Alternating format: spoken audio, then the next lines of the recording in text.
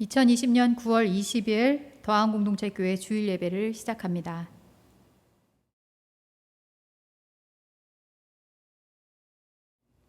사도신경으로 우리의 신앙을 고백하겠습니다.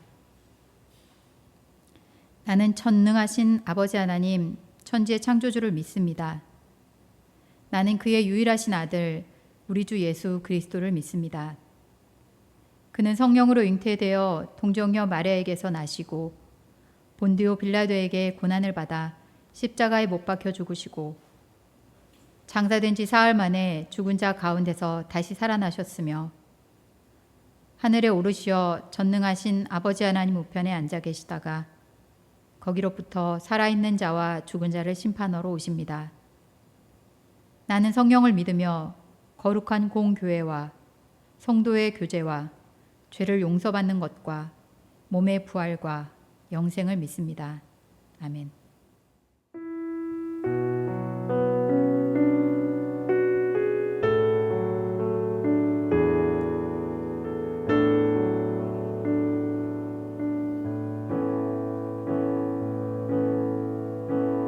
주발 앞에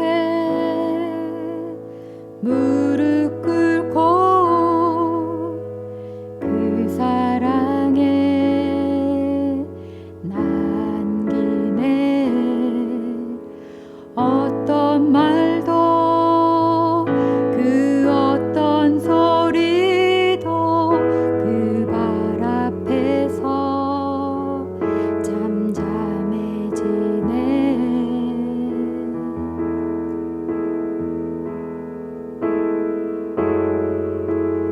주 나의 사랑 그 발 앞에 앉아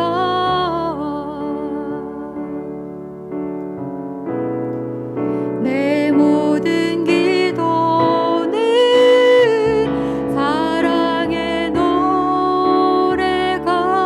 되네.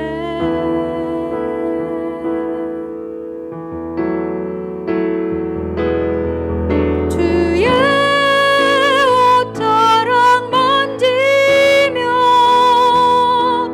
주의 두 발을 씻기며 주님 그 발에 입 맞추며 나의 왕관을 넣으리. 주의 옷자락 만지며 주의 두 발을 씻기며 주님 그 발에 입 맞추며 나의 왕관을 넣으리.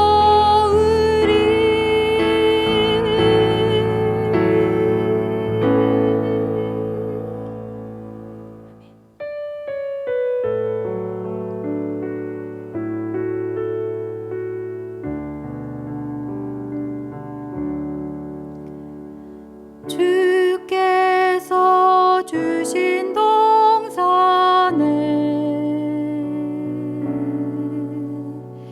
땀 흘리며 씨를 뿌리며 내 모든 삶을 드리리. 날 사랑하시는 내 주님께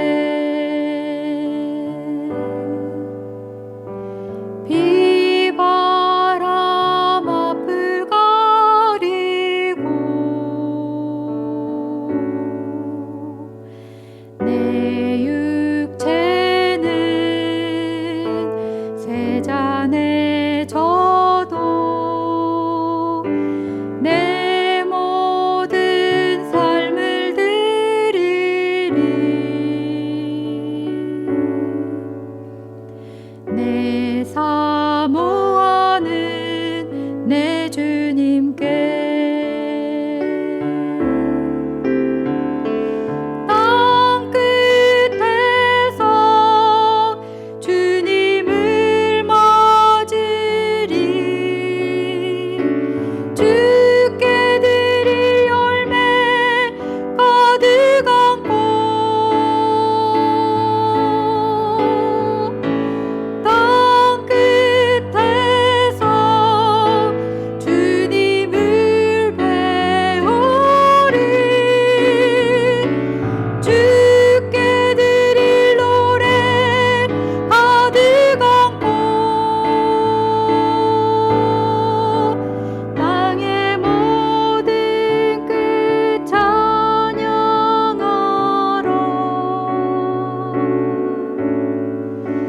주님 오실 날 예비하라.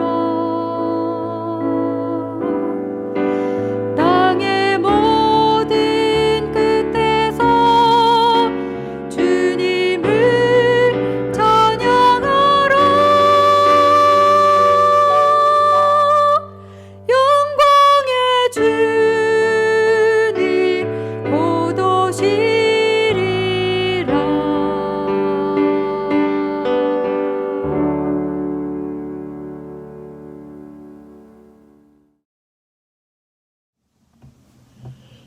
기도하겠습니다.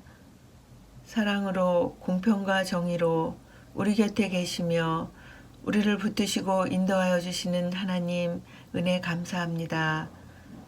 지금의 우리의 현실이 코로나로 경제적 어려움으로 모두가 마음으로나 몸으로 힘들고 지쳐 있습니다.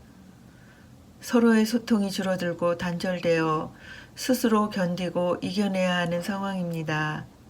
하나님, 우리의 현실이 하나님을 더 깊이 만나고 하나님의 사랑과 세상을 향한 뜻을 더 생각하고 경험하는 시간들이 되었으면 좋겠습니다. 어려울 때 곁에 함께 해주던 믿음의 형제들이 그립고 그 위로와 돌아봄이 더욱 필요한 때입니다. 우리의 열심이 없다면, 더 큰 관심과 나눔이 없다면 그 어려움들을 모르고 지나가게 되고 그 속에서 몸과 마음으로 더 아파하는 지체들이 있을 것입니다. 지금 우리는 비대면 예배와 만남으로 인하여 서로의 돌아봄과 사랑이 부족하고 어렵다는 이유로 기다리는 마음으로만 있었습니다. 더 적극적이고 좋은 방법들을 찾고 서로를 돕고 세워주고 위로하는 교회가 되길 바랍니다. 수고하고 짐을 나눠준 형제들이 있어 우리의 예배가 소통이 있음에 감사합니다.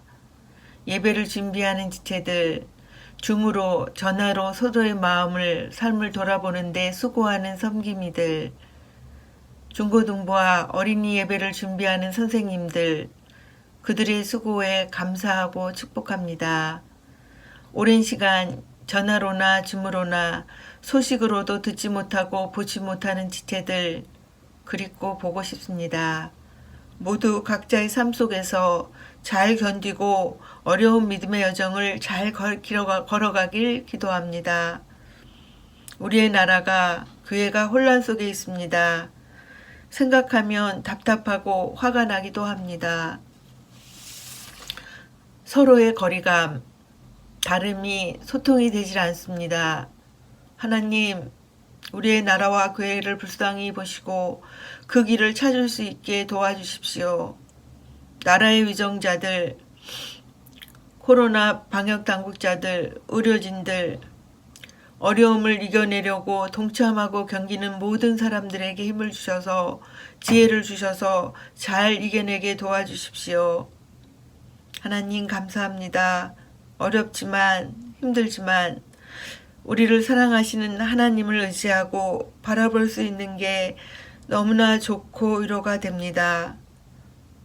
각자의 처소에서 서로를 위해 기도하고 문안하는 우리의 모든 지체들에게도 하나님의 위로가 더 큰 힘이 되길 기도합니다. 감사합니다. 예수님의 이름으로 기도합니다. 아멘.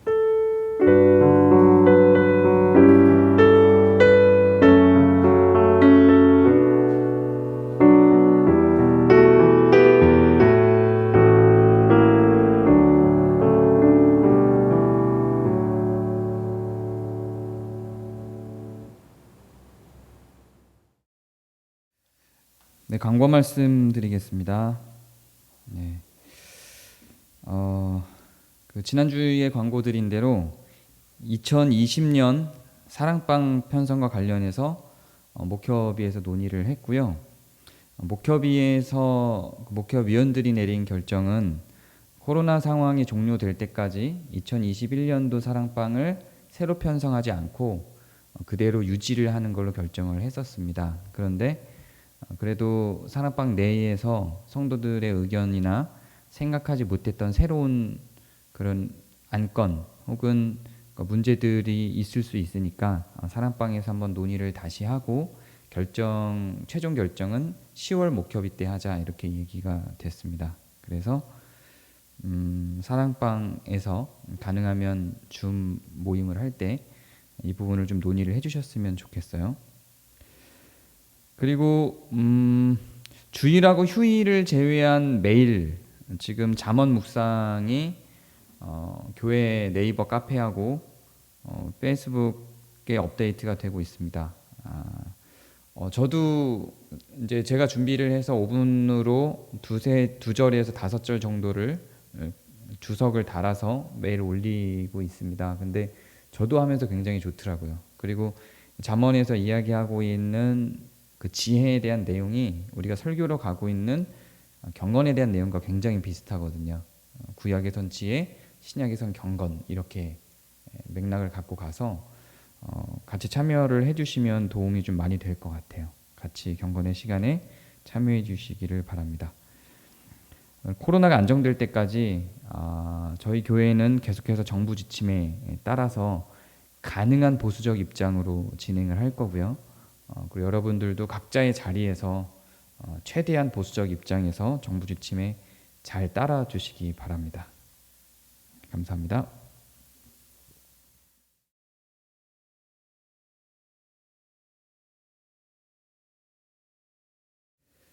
네, 오늘 하나님의 말씀은 로마서 12장 1절에서 13절까지입니다. 좀 길어요. 기니까 또 너무 길면 교독을 하면 서로 헷갈리더라고요. 제가 쭉 읽겠습니다. 길 때는 읽으려면 좀 긴장이 됩니다. 로마서 12장 1절부터 13절까지 제가 읽겠습니다. 그러므로 형제들아 내가 하나님의 모든 자비하심으로 너희를 권하노니 너희 몸을 하나님이 기뻐하시는 거룩한 산 제물로 드리라. 이는 너희가 드릴 영적 예배니라. 너희는 이 세대를 본받지 말고 오직 마음을 새롭게 함으로 변화를 받아 하나님의 선하시고 기뻐하시고 온전하신 뜻이 무엇인지 분별하도록 하라. 내게 주신 은혜로 말미암아 너희 각 사람에게 명하노니 마땅히 생각할 그 이상의 생각을 품지 말고 오직 하나님께서 각 사람에게 나누어 주신 믿음의 분량대로 지혜롭게 생각하라. 우리가 한 몸에 많은 지체를 가졌으나 모든 지체가 같은 기능을 가진 것이 아니니 이와 같이 우리 많은 사람이 그리스도 안에서 한 몸이 되어 서로 지체가 되었느니라. 우리에게 주신 은혜대로 받은 은사가 각각 다르니 혹 예언이면 믿음의 분수대로, 혹 섬기는 일이면 섬기는 일로, 혹 가르치는 자면 가르치는 일로, 혹 위로하는 자면 위로하는 일로, 구제하는 자는 성실함으로, 다스리는 자는 부지런함으로, 긍휼을 베푸는 자는 즐거움으로 할 것이니라. 사랑에는 거짓이 없나니 악을 미워하고 선에 속하라. 형제를 사랑하여 서로 우애하고 존경하기를 서로 먼저 하며 부지런하여 게으르지 말고 열심을 품고 주를 섬기라. 소망 중에 즐거워하며 환난 중에 참으며 기도에 항상 힘쓰며 성도에 쓸 것을 공급하며 손 대접하기를 힘쓰라. 아멘. 지난주에 이어서 오늘도 예배에 대해서 이야기를 하고 있습니다. 예배에 대한 논의가 여기저기서 지금 한국교회에 굉장히 큰 이슈로 떠오르고 있죠. 모여서 드리는 예배여야 하느냐, 온라인 예배도 예배냐, 여러 가지 논쟁점들이 있습니다. 오늘은 이 온라인 예배가 예배냐, 대면을 해야 되냐 하는 논의를 하진 않을 겁니다. 그건 너무나도 자명한 일이라서 굳이 설교 한 편으로 만들 필요는 없을 것 같고요. 다음 주에 아마 그 내용을 좀 언급한 내용으로 진행이 될 것 같습니다. 오늘은 지난주에 이어서 예배의 본질에 대해서 조금 더 살펴보는 시간이 될 겁니다. 예배가 무엇일까요? 오늘 우리가 읽은 본문을 보면 영적 예배라는 표현을 사용하고 있습니다. 예배는 영적이어야 하는 걸까요? 영적 예배라는 건 그럼 뭘 의미하는 걸까요? 예배 가운데 갖게 되는 영성이라고 하는 건 또 어떤 의미일까요? 그리고 예배와 경건의 관계를 이 4번의 예배 설교를 통해서 제가 밝혀주겠다고 했는데 경건과 예배는 또 어떤 관계가 있을까요? 하는 것들을 좀 풀어가 보려고 합니다. 오늘 본문은 영적 예배라는 표현을 분명히 쓰고 있습니다. 결론부터 말하자면 이 본문에서 번역한 영적이라고 하는 단어는 잘못 번역된 것이라고 저는 생각합니다.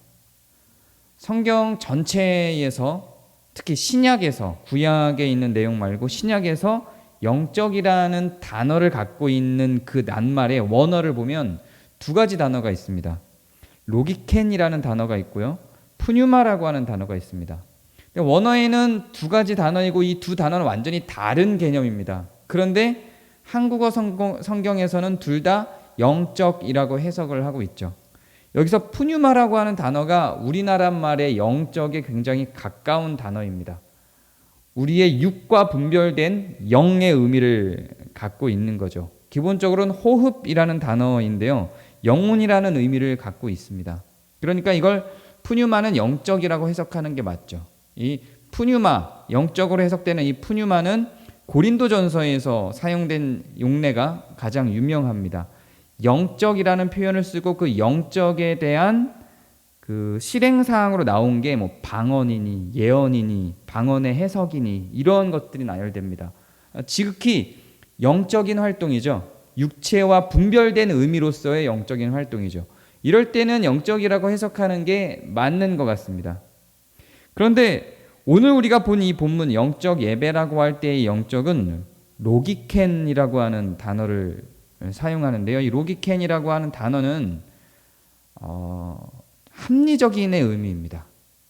합리적인, 타당한 이런 의미를 갖고 있습니다. 영어 성경을 보면 spiritual이라고 해석하기도 하지만 reasonable이라고 해석하기도 합니다. 그래서 사실상 더 근본적인 로기켄의 의미는 reasonable, 합리적인에 더 가까운 단어입니다. 그런데 왜 이것을 합리적인, 타당한 이렇게 해석하지 않고, 이렇게 번역하지 않고 영적이라고 번역을 했을까요? 전혀 다른 의미입니다. 스피리추얼이라고 하는 단어도 영어에 있으니까 영적이라고 해석해도 되는 거 아니냐 이렇게 생각할지 모르겠습니다. 네, 물론 그렇습니다. 그런데 스피리추얼은 우리가 생각할 때의 영적이라는 의미만 있지는 않습니다. 우리가 생각할 때 스피리추얼이라고 하는 단어는 영적으로 해석하기도 하고 스피릿이라는 단어가 영혼을 의미하기도 하니까 그걸 그냥 영혼의 의미로 영적이라고 해석해도 무방하죠. 그런데 이 스피릿이라는 단어는 어떻게도 사용이 되냐면 정신이라는 의미로도 사용이 됩니다. 이럴 때 쓰는 거죠. 군인 정신으로 끝까지 좀 버텨봐 이럴 때 사용되는 그 정신에도 스피리추얼, 스피릿이 들어갑니다. 그래서 이거는 소울이라는 의미, 영혼이라고만 해석되는 의미와 조금 구분돼서 그냥 물질적인 육체와 구분되어 있는 어떤 영혼이 아니라 좀 정신, 사상 이런 의미로도 사용되는 단어입니다. 그래서 이 스피리추얼은 어떤 경우에는 리즈너블처럼 합리적인, 타당한이라는 의미, 어떤 강조된 의지를 강조한 측면에서의 합리, 의지를 강조한 측면에서의 어떤 정신 이런 의미로도 사용이 됩니다. 그래서 영어로는 이 로기켄이라는 단어가 스피리추얼로 번역이 돼도 괜찮습니다. 근데 이 스피리추얼이라는 단어를 한국말로 영적이라고 번역할 수 있다고 해서 지금 여기에서 영어로 스피리추얼이라고 번역한 걸 한국말로 그대로 영적이라고 번역하면 굉장히 큰 의미적인 차이를 만들어냅니다. 합리적인, 타당한이라고 해석하는 게 맞는 겁니다. 자, 그러면 이렇게 생각할 수 있겠죠. 성경을 번역하는 정도의 사람이면 성경을 번역할 정도의 신학자이고 그리고 이 성경을 번역해서 전 국민들이 다 볼 수 있도록 하는 이런 개역 개정판을 혹은 다른 성경에도 지금 이게 한국말 성경에 영적으로 많이 번역이 되어 있는데요. 그렇게 성경들이 다 영적이라는 단어로 번역할 정도면 그 신학자들이 바보가 아닌데 이 번역 오류를 만들 리가 있겠냐 이렇게 생각할 수 있겠죠. 그게 당연하겠죠. 그런데 이런 오류가 성경에는 사실 굉장히 많습니다. 저처럼 일개 조그만 교회의 목사도 알 정도인데, 그러면 이 전 국민이 보는, 전 국민이라는 표현보다 전 성도가 보는 개역 개정, 공식적인 성경으로 나온 개역 개정판을 번역할 정도의 사람이면, 그 정도의 공신력 있는 번역가이면 당연히 정확하게 번역하지 않았겠나, 이렇게 생각할 수 있겠죠. 저는 여기에 신학적인 입장이 들어가 있다고 생각을 합니다. 이것을 번역을 주도하는 그 사람의 신학적인 입장이 번역을 해야 되는 당위에 앞서 있기 때문에 나타난 결과다, 이렇게 생각합니다.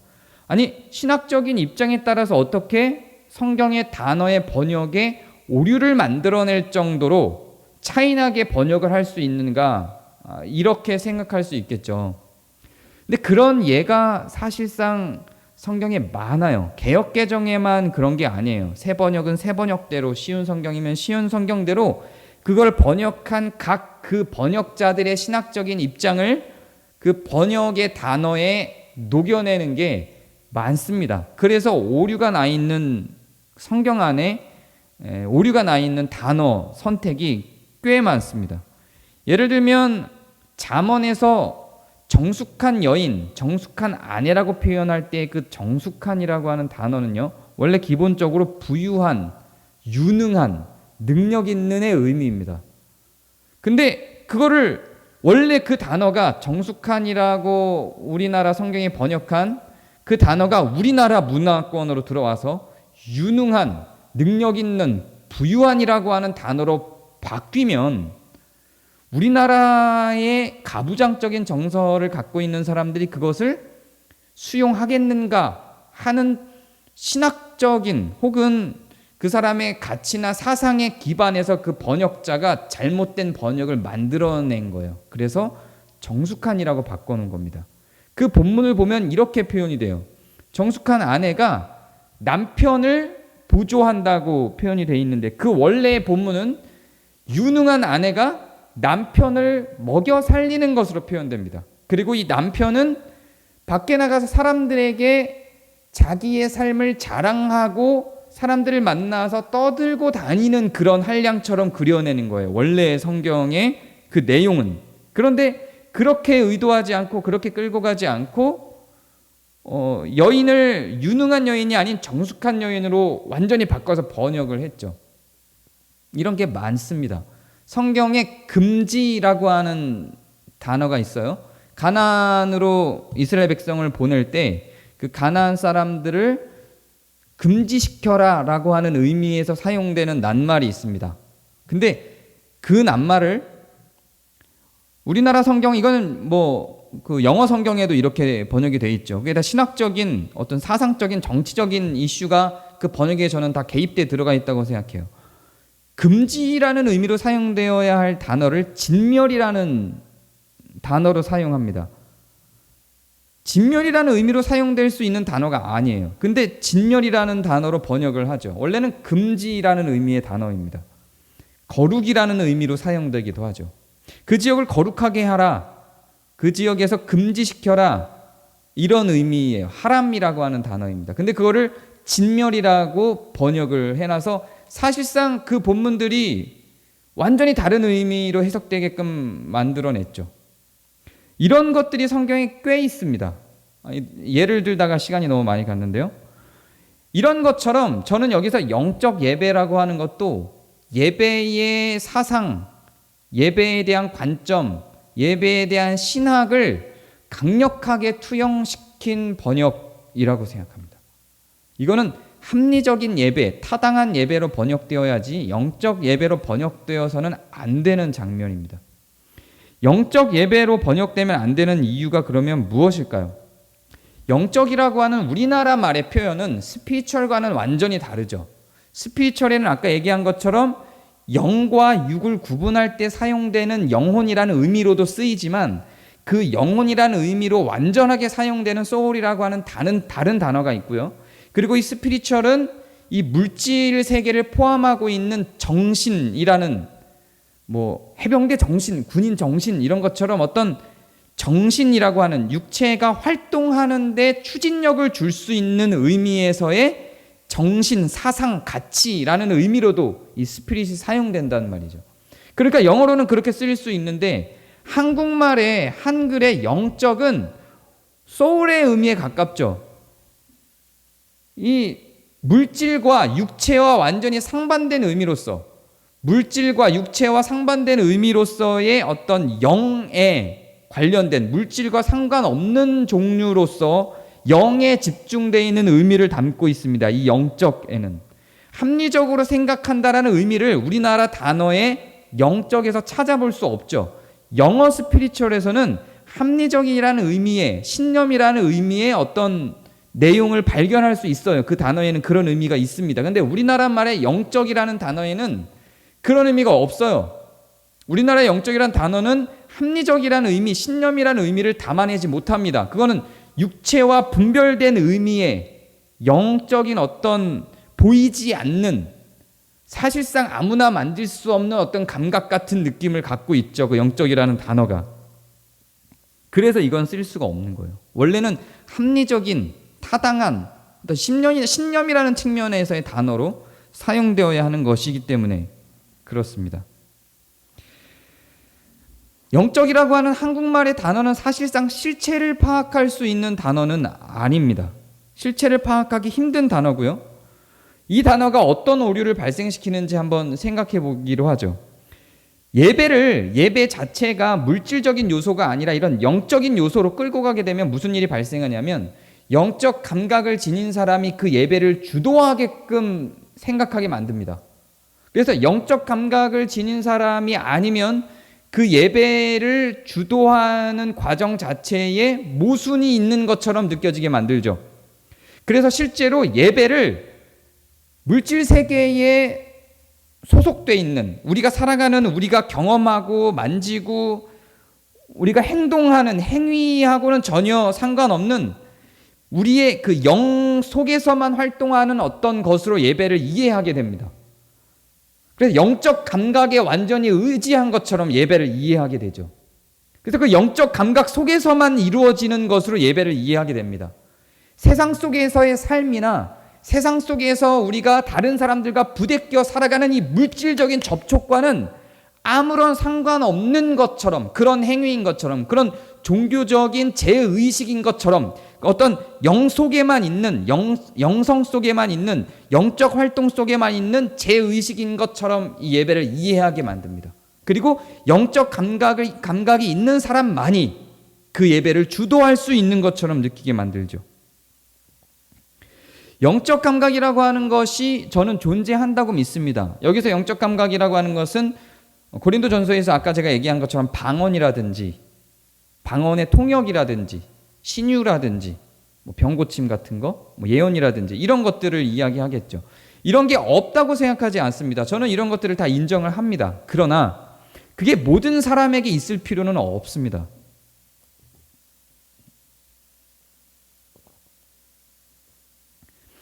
그게 모든 사람들에게 있을 필요는 없어요. 그 고린도전서에서도 영적이라는 표현을 쓰면서 방언이나 예언이나 방언 통역 같은 걸 얘기하고 이어지는 은사에 대한, 영적인 은사에 대한 내용에는 어떤 방언 같은 영적 감각에 기반한 은사도 나열을 하지만 말씀과 같은 이성에 기반한 은사에 대해서도 이야기를 합니다. 그리고 사랑이나 온유 같은 어떤 정서에 기반한 그런 은사에 대해서도 이야기를 하죠. 봉사와 같은 그런 의지에 기반한 은사에 대해서도 이야기를 합니다. 영적 감각이 없다는 게 아니라 이렇게 다양한 은사들이 있습니다. 반드시 영적 감각이어야만 할 필요는 없다는 거예요. 그리고 심지어는 예배 가운데 영적 감각을 가진 그 영적 감각에 기반한 은사가 전혀 없는 예배 현장도 있다는 얘기예요. 어떤 예배는 어떤 의지에 기반한 봉사의 은사를 갖고 있는 사람들로만 모여 있을 수도 있고요. 어떤 예배는 그런 이성에 기반한 은사로서의 말씀에 대한 깨달음과 열망으로만 가득한 사람들만 모여 있을 수도 있어요. 어떤 예배는 사랑과 온유 같은 어떤 정서에 기반한 그런 은사로 가득한 사람들만 다 모여 있을 수도 있죠. 이런 우리가 생각하는 소위 영적 감각이 전혀 없는 사람들도 그 예배 공간 안에 얼마든지 있을 수 있고, 그 예배를 주도하는 사람도 그 영적 감각이라고 하는 측면에서 완전히 멀어져 있는 사람이 그 예배를 주도할 수도 있다는 이야기입니다. 그런 우리가 생각하는 종류의 물질이나 육체나 우리의 행위나 삶과 동떨어져서 저 영적인 측면에서만 감각하는 그런 종류의 은사로만 예배는 이루어지지 않는다는 이야기입니다. 그런데 우리는 지금 이 예배를 어떻게 이해하도록 습관화되냐면, 오직 영적인 활동 안에서만 이루어지는 특별한 신앙적인 행위로 이해하기 쉽다는 이야기죠. 그렇게 이해하게 만든 가장 중요한 요소 중에 하나가 예배를 영적 예배라고 번역한 이런 성경 번역과, 또한 그렇게 예배를 설명하고 설교하고 이해시키는 그런 한국 교회의 신학과 자세 속에 그러한 이 예배를 이렇게 영적으로만 이해하게 만드는 요소들이 있다고 저는 생각합니다. 그러면 정말 예배는 무엇입니까? 여기가 영적 예배가 아니라 합리적인 예배, 타당한 예배라고 지금 말하고 있는 거라면, 그러면 진짜 예배는 무엇입니까? 그럼 그렇게 이해하고 다시 한번 읽어볼까요? 그러므로 형제들아, 내가 하나님의 모든 자비하심으로 너희를 권하노니 너희 몸을 우리의 몸을 하나님이 기뻐하시는 거룩한 산 제물로, 살아있는 제물로, 살아가는 제물로 드리라. 이는 너희가 드릴 합리적인 예배니라. 이렇게 이야기를 하죠. 이게 단지 합리적인 예배라고 표현되지 않고, 우리가 지금 한국교회가 계속 주장하고 있는 것처럼 어떤 영적인 세계 속에서만 영적인 감각으로만 이루어진 예배라고만 생각하면 예배를 주도하는 사람들은 한정될 수밖에 없어요. 내가 영적 감각이 있어 라고 주장하는 어떤 사람들, 어떤 그런 영적인 권위를 가진 사람들만 설 수 있는 것처럼, 그런 사람들만 예배를 주도할 수 있는 것처럼, 그런 사람들이 예배에 더 적합하게 나올 수 있는 것처럼 이해하게 된다는 거죠. 그런 사람들이 드린 예배가 더 적절하고 하나님이 원하시는 예배인 것처럼 여겨지게 된다는 얘기죠. 그래서 내가 하나님께 말씀을 들었는데요, 영적으로 말씀하시는데, 이런 게 예배 가운데서 자연스럽게 통용될 수 있게 되는 겁니다. 그리고 그렇게 말하는 사람이 아니라 이성으로, 의지로 드려지는 예배에 대해서는 예배 같지 않은 생각을 갖게 될 수 있는 거죠. 그런데 오늘 우리가 읽은 이 본문 뒤로 가면요, 뭐라고 예배를 이야기하고 있냐면 이렇게 이야기하고 있어요. 그러면 예배란 뭐냐? 영적 예배가 아니고 합리적인 예배, 타당한 예배라고 지금 기록하고 있는 그 합리적인 예배, 타당한 예배란 그럼 뭐냐?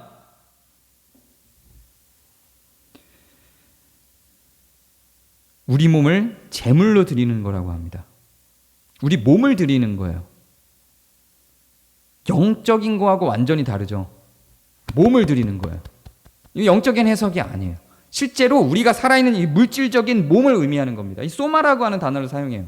그냥 생 육체, 이걸 얘기하는 겁니다. 그럼 육체를 막 찢어서 드리나요? 이 몸을 어떻게 드리냐면 거룩하게 살아있는 제물로 드리는 거예요. 그럼 이게 무슨 말이야 도대체? 우리의 이 몸을 살아가는, 여기 사실은 산 제물이라고 하는 게 살아가는 삶의 제물인데요, 삶의 제물로 드리는 거예요. 그러면 우리의 이 몸을 삶의 제물로 드린다는 게 과연 뭘 의미하냐? 삶의 제물로 드린다는 건 그 다음 절을 보면 세대를 본받지 않는 거래요. 이 세대를 본받지 않고 선한 것을 분별하는 게 우리의 몸을 살아있는 제물로 드리는 거랍니다. 합리적이죠. 합리성이죠. 선하냐 악하냐를 분별하는 거예요. 그리고 이어지는 내용들을 볼까요? 위로하는 겁니다. 이게 합리적인 예배예요. 타당한 예배입니다. 위로하는 겁니다. 구제하는 거예요. 긍휼을 베푸는 겁니다.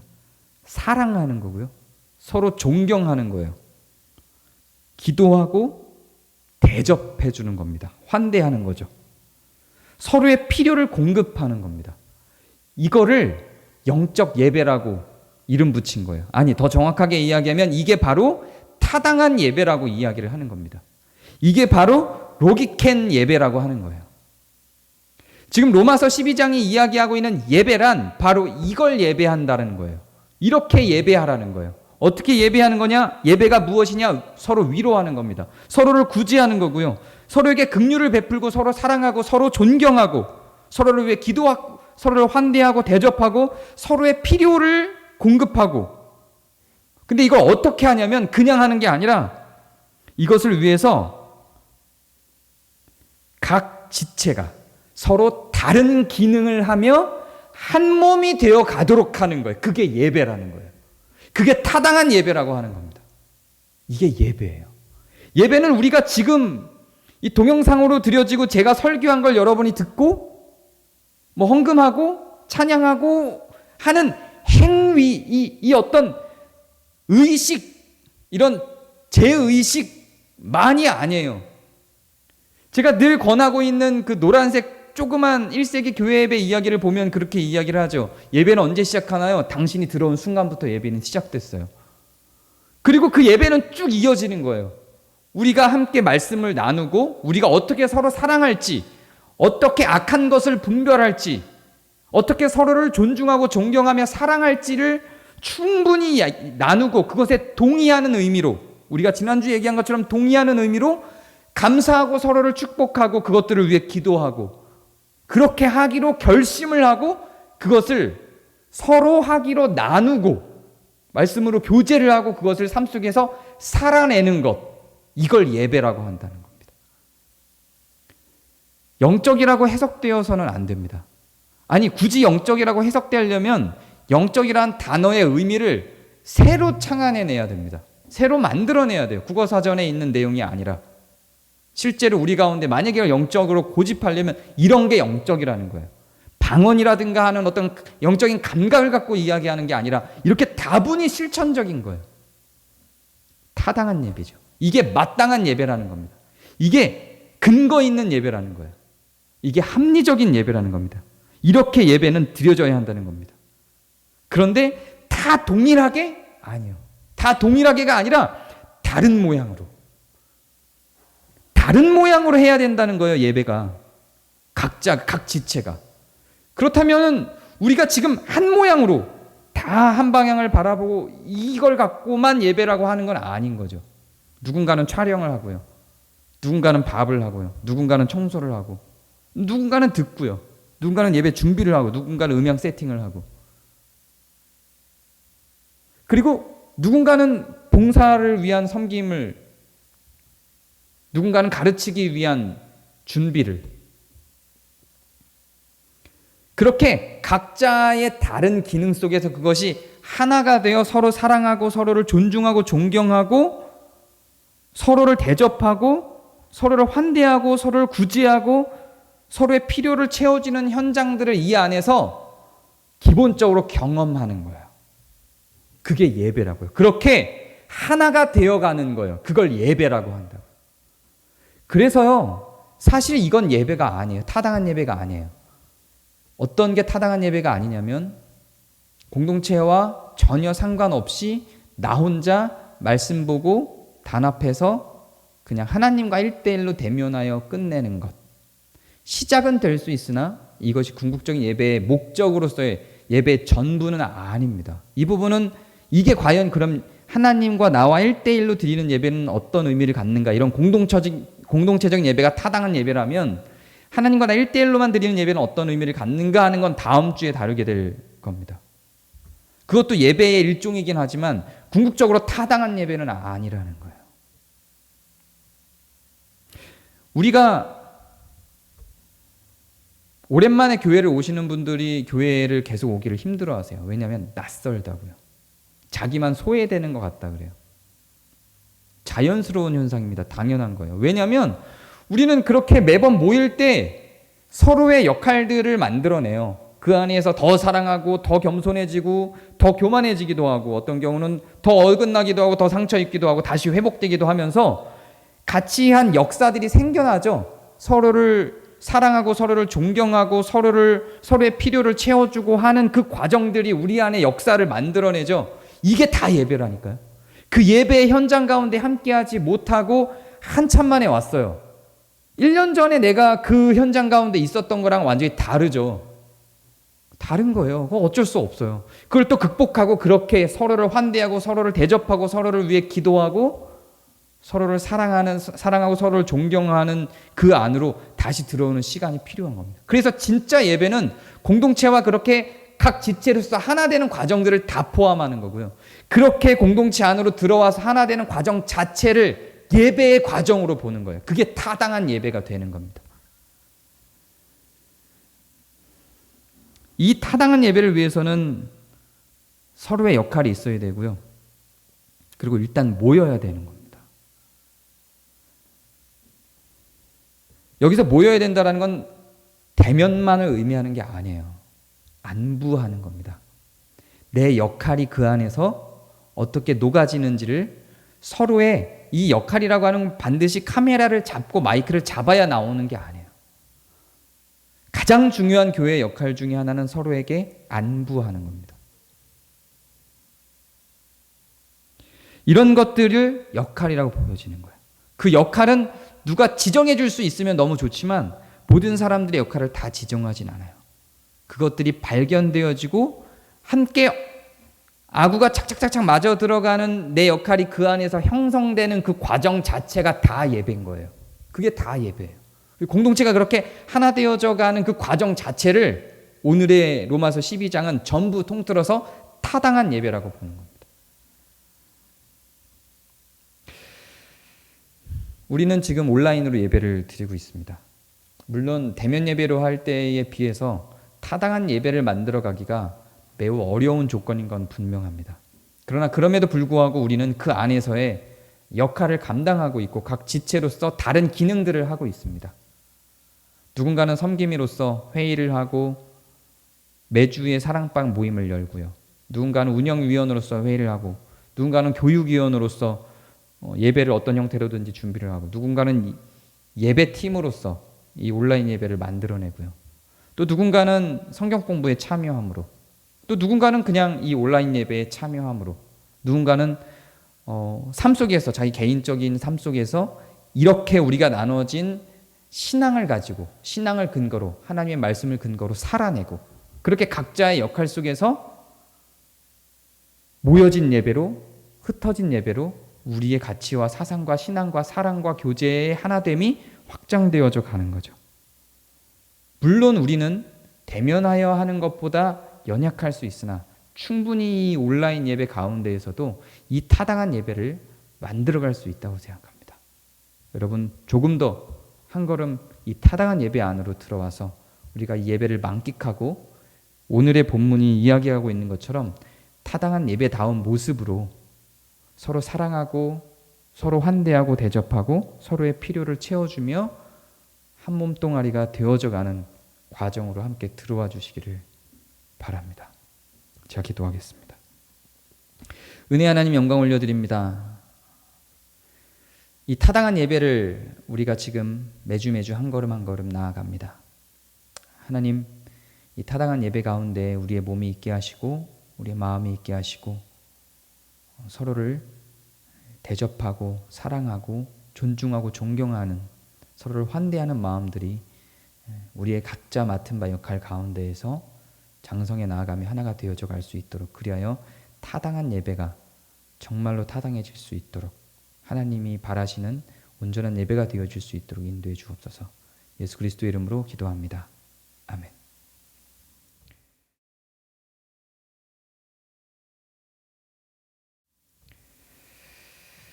네, 우리 함께하는 기도를 드리겠습니다. 네, 먼저 코로나를 위해서 좀 기도해 주시기 바랍니다. 코로나 백신이 속히 나와서 우리 생활이 안정될 수 있도록 기도해 주시고요. 또 이제 코로나 때문에 상황이 좀씩 안 좋아지면서 유튜브나 페이스북이나 혹은 뉴스들에 보이는 내용들을 보면 서로 막 폭행하는 장면들도 많이 나타나기도 하고요. 서로를 탓하면서 그런 장면들이 굉장히 많이 나옵니다. 그래서 이런 어려운 상황 가운데에서 탓을 돌리기보다 상황을 진전시키기 위해서 좀 더 발전적인 논의들이 일어날 수 있도록 기도해 주시기 바랍니다. 그리고 경제적인 피해가 최소화되고 이로 인해서 삶을 포기하는 사람이 없도록 그런 안전한 시책들이 나올 수 있도록 함께 기도해 주시기 바랍니다. 코로나 전국을 위해서 빨리 정상화될 수 있도록 서로 탓하지 않고 함께 이겨낼 수 있도록 경제적인 피해들이 완화되고 회복될 수 있도록 기도해 주시기 바랍니다. 함께 기도하겠습니다.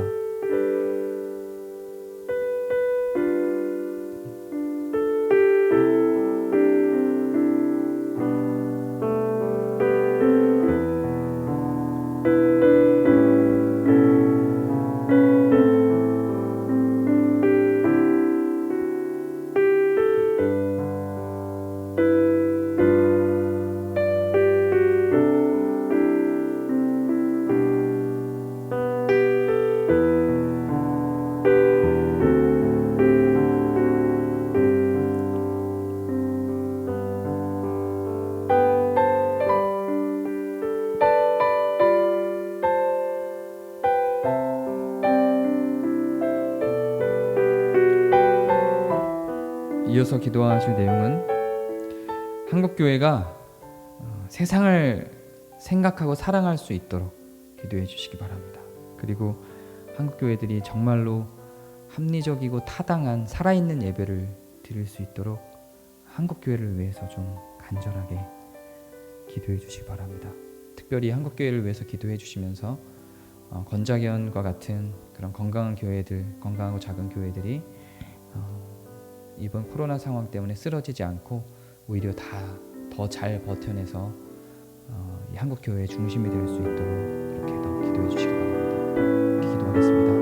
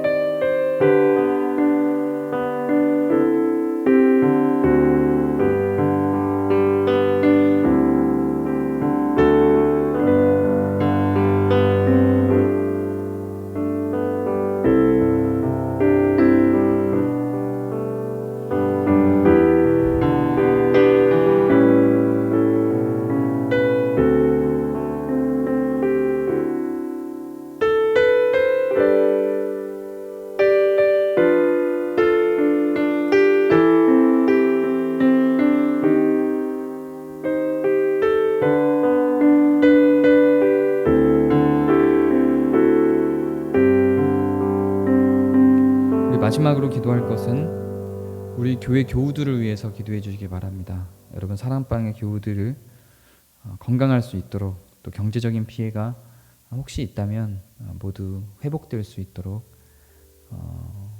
특히 건강을 위해서 지금 상황에서 건강이 안 좋아져서 병원 가는 것 자체가 조금 두려워지는 상황인데요. 특히 건강을 위해서 각 교우들을 위해서 각 사랑방 구성원들을 위해서 기도해 주시기 바랍니다. 함께 기도하겠습니다.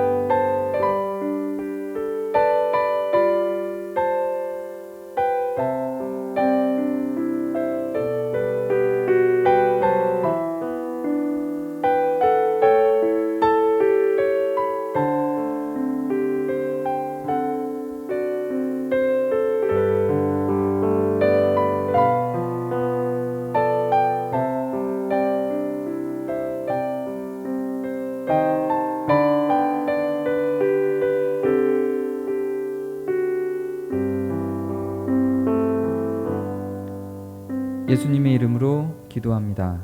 아멘. 네, 이제 우리 다 같이 서로를 생각하며 여러분 가족과 사랑방 식구들과 또 오랫동안 만나지 못했던 교우들을 생각하며 예찬교독문 교독하시겠습니다. 제가 먼저 교독하겠습니다. 우리는 서로를 그리스도의 몸된 교회의 한 형제 자매로 고백합니다.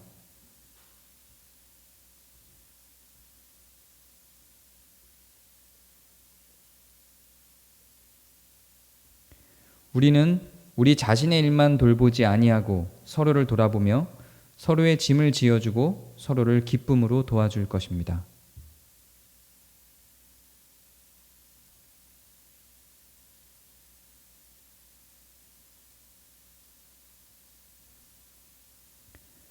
기쁠 때나 슬플 때나 그 기쁨과 슬픔을 함께 나누고 서로를 격려하며 교회 공동체의 덕을 세우는 모든 일에 함께 할 것입니다.